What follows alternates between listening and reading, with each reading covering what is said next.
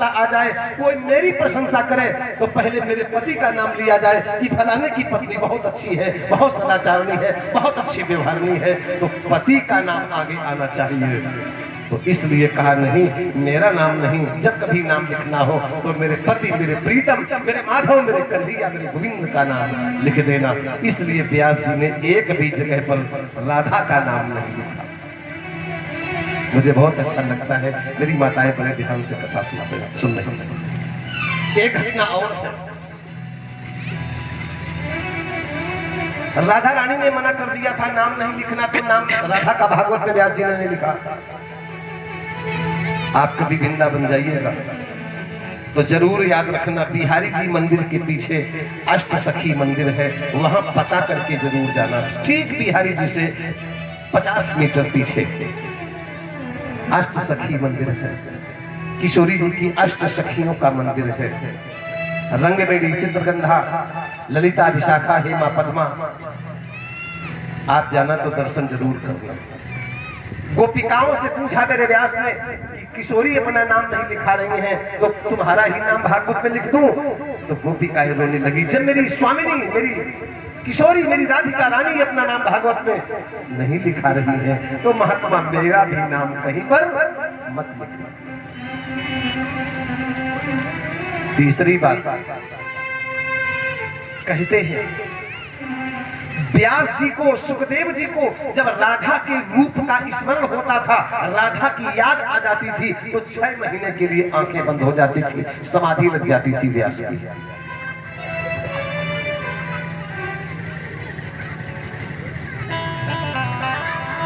राधा स्मरण मात्रे, जो मेरी बेटियां बैठी हैं संस्कृत पढ़ी होंगी, थोड़ा थोड़ा इनके सबके समझ में आएगा। राधा स्मरण मात्रेण मूर्छा क्षण मास की भवे, 6 महीने की समाधि लग जाती थी व्यास की।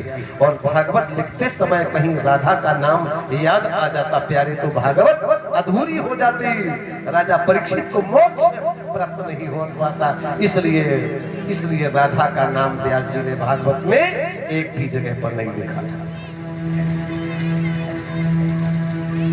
एक कारण और है, मेरे व्यास जी ने भी सोचा कि मैं 2 शब्द है, राधा कृष्ण, राधा कृष्ण, तो कृष्ण भगवान को हृदय से निकाल करके मैंने भागवत में बहुत जगह लिख दिया है। कृष्ण को हृदय से निकाल दिया है, लेकिन राधा को हृदय से नहीं निकालेंगे।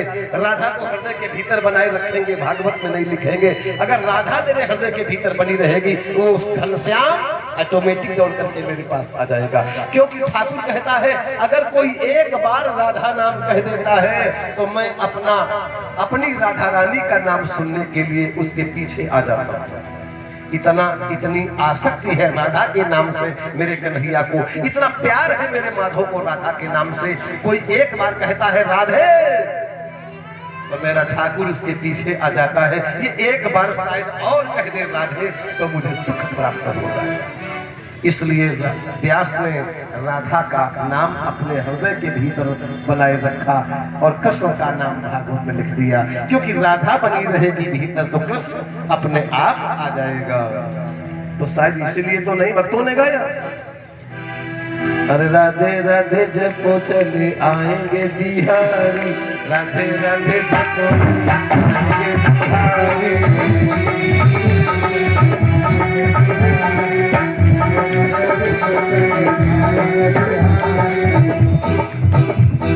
राधे राधे जपो तो बिहारी चले आएंगे, बिगड़े तुम्हारे सारे काम बन जाएंगे, बिगड़े तुम्हारे सारे काम बन जाएंगे, बिगड़े तुम्हारे सारे काम बन जाएंगे। राधे राधे जपो चले आएंगे बिहारी, राधे राधे जपो चले आएंगे बिहारी, राधे राधे जपो चले आएंगे बिहारी, आएंगे बिहारी चले आएंगे बिहारी, आएंगे बिहारी चले आएंगे बिहारी, आएंगे बिहारी चले आएंगे बिहारी, आएंगे बिहारी चले आएंगे बिहारी। राधे राधे राधे राधे जप चले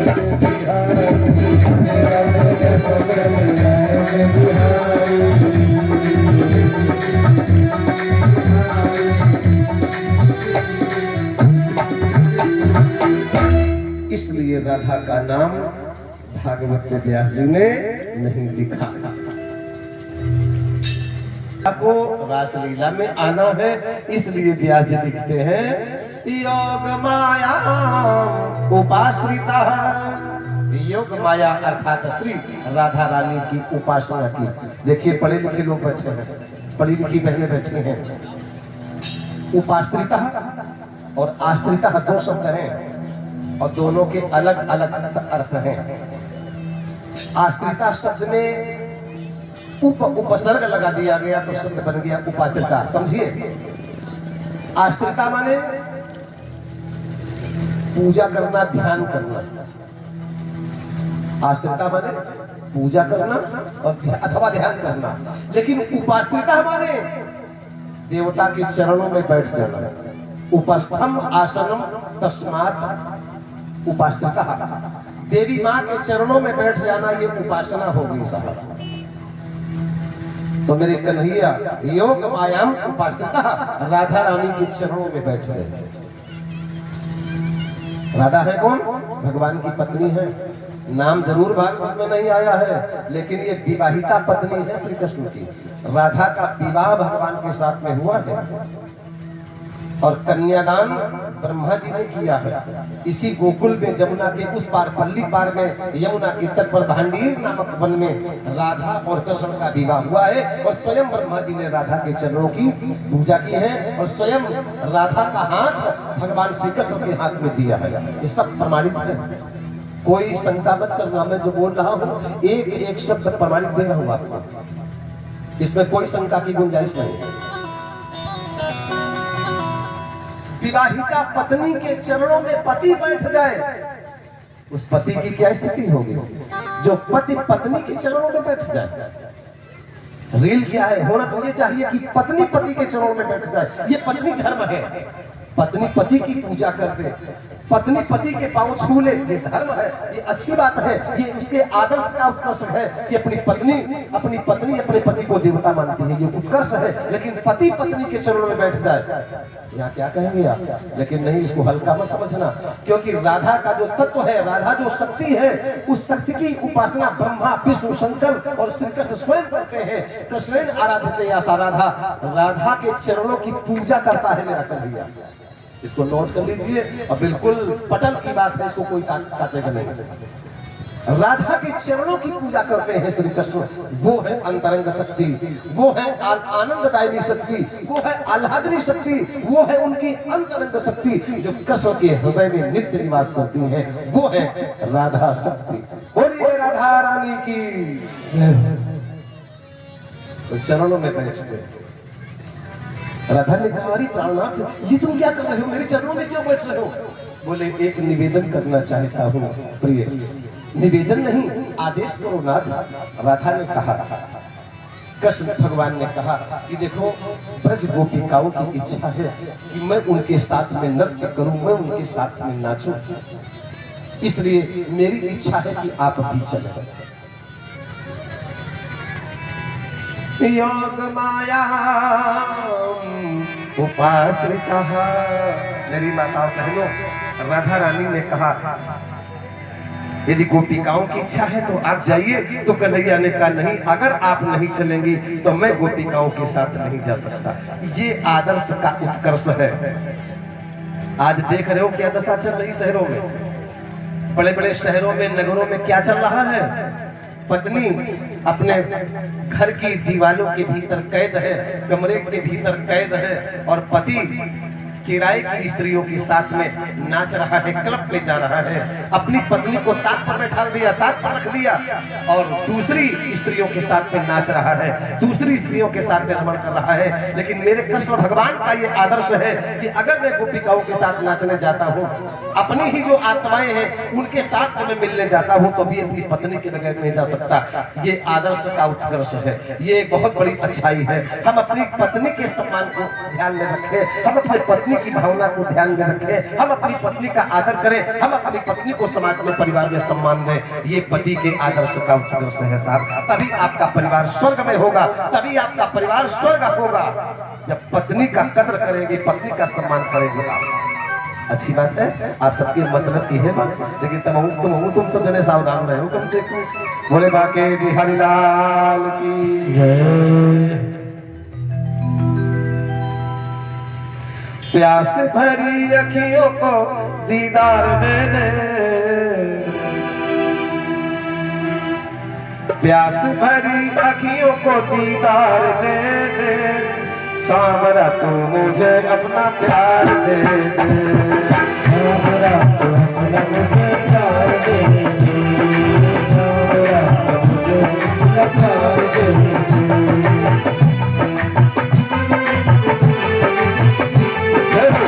सब बोले जिनके हाथ ठीक हो वो ताली बजाना, जिनके हाथ गड़बड़ हो चुप बैठे।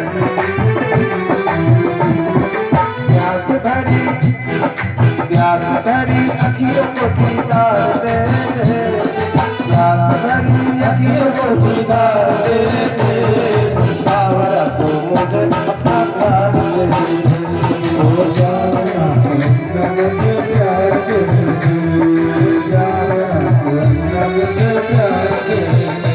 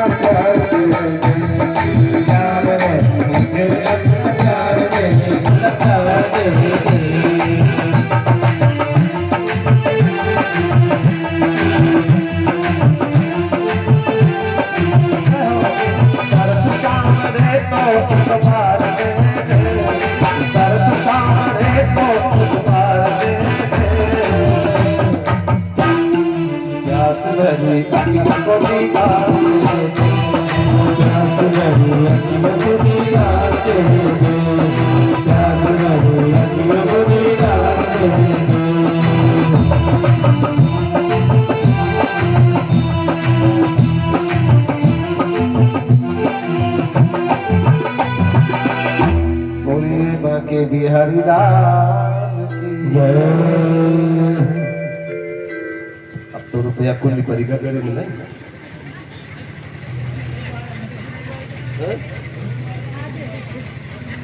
पुलिस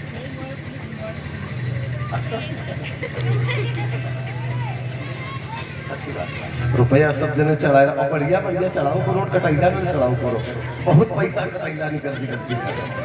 अब दिखेबे नहीं जी परे हैं कट कटे बोले बाके बिहारी लाल की जय, श्री राधा माधव भगवान की जय। आज भगवान ने रासलीला करने का मन बनाया है। यमुना के तट पर खड़े हो गए हैं। संध्या का समय है, पूर्णमासी की तिथि है और पूर्णमासी का चंद्रमा पूर्व दिशा में निकला है। संध्या का समय है। मेरे गोविंद ने आज रासलीला करने का मन बनाया है। राधा रानी को साथ लेकर के जा रहे हैं। यमुना के तट पर खड़े होकर के कन्हैया ने आज मुनिमन मोहनी मुरली को ओठों पर रखा और बजाना शुरू कर दिया। लो बज रही है बाकी बिहारी सरकार की मुनिमन मोहनी मुरली। ओह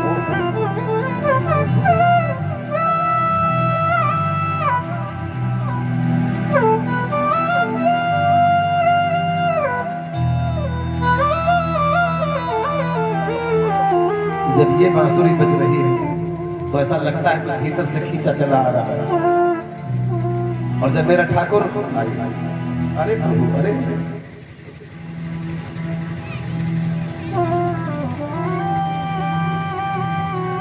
जाओगे कि बैठोगे तो फिर और जब वो साक्षात कन्हैया बांसुरी बजा रहा होगा तब क्या होता होगा। जब इस बांसुरी में इतना आकर्षण है, इतना प्रेम है, इतना रस है, बांसुरी बजाई है। हरित बांस की बांसुरी अधरन धरत सुजान, तो बाजती ही मधुतान में छोटी जात मुनि ध्यान। जिस समय मेरा ठाकुर बजाता है बांसुरी, देवराज इंद्र देखने लगते हैं ये कौन बजा रहा है, ये किस राग में बज रही है बांसुरी। ब्रह्मा जी चकित हो जाते हैं, जो संगीतकार है, शेष भगवान जो संगीतकार है वो भ्रमित हो जाते हैं। ये आवाज वृंदावन में गोपिकाओं के कान में पड़ी।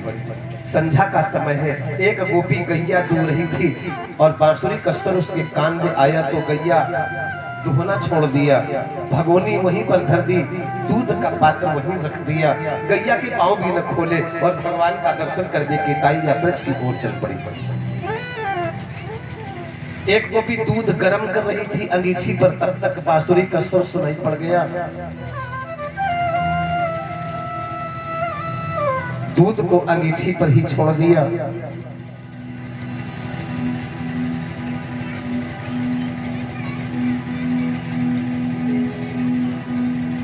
पाया अधिश्रित संयावद, दूध गर्म कर रही थी और तब तक बांसुरी का स्वर उसके कान में आया। तो जैसे ही कान में आया तो उसने दूध को उतारा भी नहीं और सीधे भगवान श्री कृष्ण की ओर वो चल पड़ी। एक गोपी आंखों में अंजन काजल लगा रही थी, मांग में सिंदूर भरने जा रही थी। बांसुरी का स्वर जैसे ही उसके कान में पड़ा, इतनी घोरी हो गई कि देह गेह का उसको ज्ञान न रहा कि मुझे क्या करना है। काजल, आंख वाला काजल उसने मांग में लगा लिया और मांग का सिंदूर उसने आंखों में लगा लिया और भगवान की ओर चल पड़ी। जो भगवान की भक्ति में लीन होते हैं वो साज सामान का, श्रृंगार का कोई उनको ज्ञान, देह गेह का ज्ञान नहीं होता है। जो भगवान की भक्ति में लीन होते हैं, एक पहचान बताऊं मैं आपको, जिनके भीतर सचमुच भगवान की भक्ति भरी होती है और भक्ति में अगर संगीत बज रहा है तो उनके पैर भी रुकते नहीं हैं, उनके पैर रुकते नहीं हैं साहब।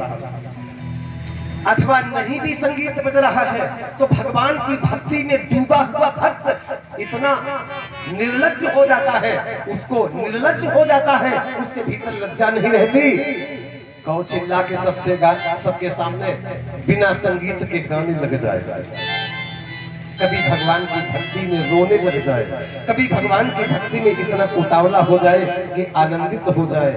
ये भक्ति का लक्षण है, ये भक्ति का रूप है। आज गोपिकाओं ने जब सुना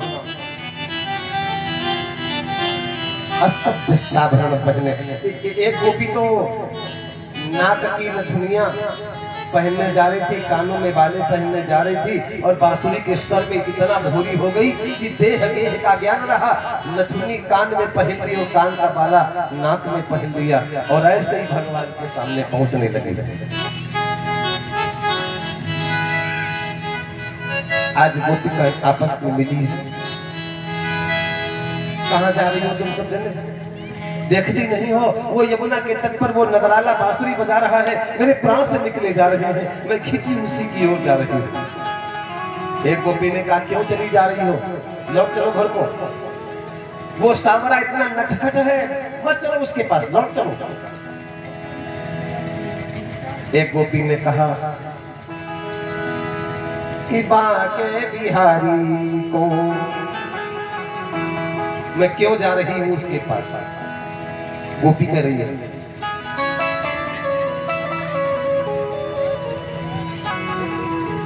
बाके बिहारी को, अरे बाको सलोनो रूप अभूली देह गे मेरी न्यारी दशा है। श्याम के स्नेह सो अरे विकल पावरी भई और देखत रहो आखिर श्याम मन में बसा है। अरे मंद मुस्कान कन्हैया की मंद मुस्कान जी में ऐसी समाई है कि देखत रहो श्याम मेरे मन में बसा है। एक ने कहा कि इस श्याम को मन से निकाल करके फेंक दो, ये सुनने लायक है। एक गोपी ने कहा कन्हैया को हृदय से निकाल करके अलग कर दो, ये बहुत परेशान करता है। तो एक गोपी ने कहा कि कितने उपाय करी जतन करिहारी में और निखरती है नाई श्याम दिल में तिरछा फंसा है। वो तिरछा फंस गया है मेरे हृदय के भीतर, इसलिए मेरा माधव मेरा कन्हैया मेरे हृदय से निकलता नहीं है। इसलिए दर्द हो रहा है, उस दर्द से निजात पाने के लिए अपने माधव के पास जा रही है। ऐसी ब्रज की गोपिकाएं प्यारे भगवान के पास में पहुंची। मेरे प्रभु ने देखा वो गोपिकाएं आ गई हैं, तब भगवान ने भक्तों की परीक्षा ली। एक बात याद रखना, मेरा ठाकुर तभी जगह देता है, तभी कृपा बरसाता है जब तुमको देख लेता है। तुम भुजी हुई धानी के समान तुम्हारा हृदय जब हो जाता है, तब परमात्मा अपनी कृपा का पात्र तुम्हें बनाता है। भुजी हुई धानी जानकर खेतों में बो दीजिए तो उगेगी नहीं। जैसे भुजी हुई धान, भुजा हुआ अन्न कभी खेती में बोने से उगता नहीं, ऐसे ही भक्त के हृदय में मेरे चरणों की भक्ति के अतिरिक्त और कोई कामना तो नहीं उगी है। ये देखने के लिए भगवान परीक्षा लेता है भक्तों की। एक भक्त गा रहा था, मुझे बहुत अच्छा लगा। प्रेम की मंजिल के राही कष्ट पाते हैं जरूर, पर बीज फलता है सदा मिट्टी में मिलने के बाद। भक्ति करने वाले के जीवन में बाधाएं बहुत आती हैं। भगवान के चरणों से प्रेम करने वाले भक्त के हृदय में जीवन में विडंबनाएं बहुत आती हैं, लेकिन भक्ति का ताना बाना छोड़ मत देना। भक्ति करते समय, पूजा करते समय, साधना करते समय तुम्हारे जीवन में कष्ट आ जाए, कोई तकलीफ आ जाए, तो भक्ति का काम बंद मत कर देना, क्योंकि परमात्मा तुम्हारी परीक्षा ले रहा है। बहुतों को मैंने देखा, जरा से घर में कोई घटना घट गई तो ठाकुर जी को सालग्राम भगवान को उठा के गंगा जी में फेंक दिया, जाओ महाराज पूजा करी। वो शुरू करी तो तुरंत से बवाल शुरू हो गया, नुकसान शुरू हो गया। बहुतों को देखा है सालग्राम भगवान, लड्डू गोपाल भगवान जब गंगा जी में विसर्जित कर दिए जाते हैं। ये परीक्षा की घड़ी है। वो गोविंद परीक्षा लेता है तुम्हारी कि तुम कितने मजबूत हो इस जीवन के पथ पर जीवन जीने के लिए। ये परीक्षा लेता है। तो कभी सत्कर्म का गांडी मत छोड़ देना। एक लड़का अपनी माता से कह रहा था, तुम पूजा पाठ बहुत करती हो, क्या दिया भगवान ने तुम्हें? उसका नुकसान हो गया था, उसके ट्रक चलते थे, ट्रक बिक गए थे। क्या दिया भगवान ने तुमको, लेकिन तुम अपने कर्मों को तो जरा देख लो, तुम कर क्या रहे हो, तुम्हारे आचरण कैसे हैं। अगर आचरण गंदे हैं तो लक्ष्मी भगवान की पत्नी तुम्हारे घर में नहीं टिकेगी। इसलिए सुख पाना है तो भजन करना है और अपने आचरण को अच्छा करना है। बहुत माताएं कहती हैं, भाई कहते हैं, भाई बहुत पूजा करते हैं, शंकर जी पर प्रसाद चढ़ाते हैं, देवी माँ की पूजा करते हैं, लेकिन पंडित जी नुकसान पर नुकसान हो रहा है। आचरण सुधारने पड़ेंगे, अपनी चित्त की प्रवृत्ति को वृत्ति को रोकना पड़ेगा, समझना पड़ेगा, तभी आपका जीवन आनंदित हो सकेगा। तो परीक्षा लिया गोपिकाओं की उसने, ठाकुर ने। 7 साल का बेटा है, 7 साल का रहा है। आओ गोपिकाओं, स्वागतम वो महाभागः आश्रताम ओह प्रियम किम करवानी वा। मैं तुम्हारी क्या सेवा करूं। ब्रजस्या नामयम क्वचिद ब्रूतगमन कारणम। आप लोग क्यों आई हैं? ये रात का समय है, अभी तुम लोगों की छोटी उम्र है। इस गोपिकाओं के दल में कुछ गोपिकाएं जिनके विवाह हो चुके थे, बच्चे भी थे, वो भी आई थी, और कुछ कुमारिकाएं गोपिकाएं आई थी। तब भगवान ने कहा किसी भी सयानी बेटी को रात्रि के समय घर से अकेले बाहर नहीं जाना चाहिए। कितनी अच्छी बात। अरे गोपिकाओं, रजनी एशाम, ये रात्रि के समय है, रजनी एशाम घोर रूपा घोर सत्व निषेविता। लौट जाओ तुम यहां से। तुम्हारे भाई, तुम्हारे पिता, तुम्हारी माता तुम्हें ढूंढ रही होंगी, मेरी बेटी कहां गई। तुम्हारे पति तुम्हें खोज रहे होंगे, तुम्हारे बच्चे तुम्हें ढूंढ रहे होंगे, लौट जाओ। गोपिकाएं रोने लगी। इति विप्रियमा करणे गोप्यो गोविंद भाषितम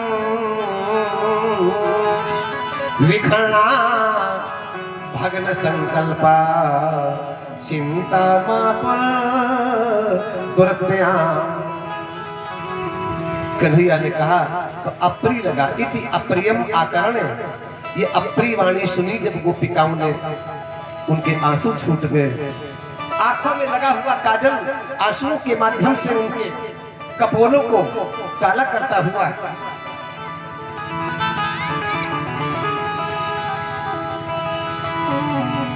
काला करता हुआ ले जा।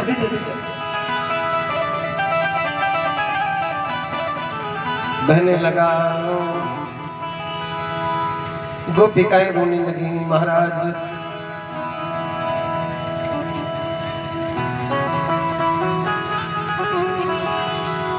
मैंने आपके आदेश का पालन मैंने किया है।